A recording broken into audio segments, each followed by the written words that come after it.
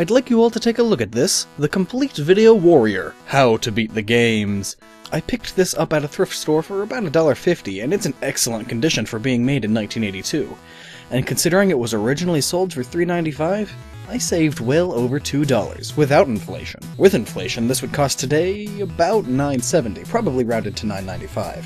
But I'm not showing you this to discuss inflation, no, I'm here to tell you about the wonders found in this book. This is essentially a game guide for various arcade games, the 15 most popular games, it claims. Looking in the back, that's Asteroids, Battlezone, Berserk, Centipede, Defender, Frogger, Galaxian, Gorf, Missile Command, Pac-Man, Phoenix, Red Baron, Scramble, Space Invaders, and Star Castle. Gorf. I've never even heard of Gorf. Beat the Machines! Major Mayhem, Ace Video Warrior, reveals the tricks of the experts to give you the edge in the conquest of electronic games. His complete strategies and color illustrations show you how to score on, and then it lists the games. Now, I've already skimmed through this, and I want to show you some highlights. Like here, Introduction! Welcome to the world of video combat, blah blah blah game history. Fortunately for you, your life does not depend on your performance. Or so you think. Though your pride and supply of quarters do. Now, I'd like to point out something. A quarter in the early 80s is today worth 60 cents. So take that in consideration when thinking about people who spend hundreds of dollars at arcades and on books like this. Speaking of people like this, how many quarters do you think this Major Mayhem used to learn every minor detail in all of these games? I suppose that's why he didn't want to use his real name. The shame. Here he gives an entire walkthrough for Pac-Man.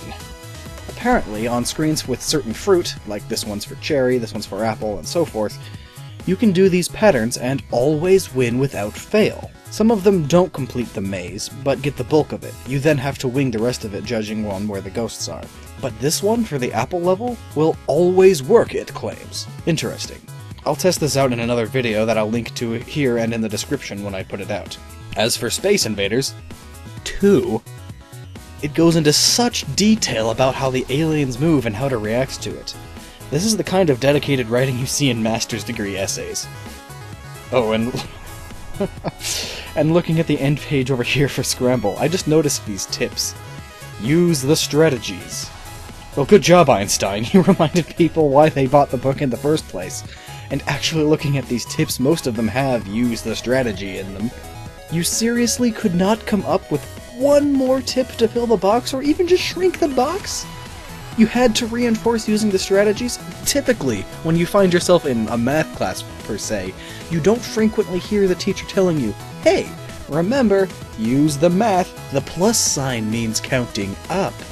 Skimming through this some more, you learn many questionable details in some of these early arcade games. Like in Missile Command, you lose when all of your cities have been nuked. But once you reach 800,000 points, suddenly you don't have to worry about losing cities. They are unlimited. Strange. What are the politics in this world that makes this the case? Stranger is that when you then reach 1,000,000 points, you suddenly don't have unlimited cities again. Until you reach 1,800,000. And then it goes back again at 2 million. Was the game made this way, or is this some overseen bug? Who knows. These tips for Red Baron are the best. Avoid enemy shots! Yeah, and make sure to jump over the first Goomba.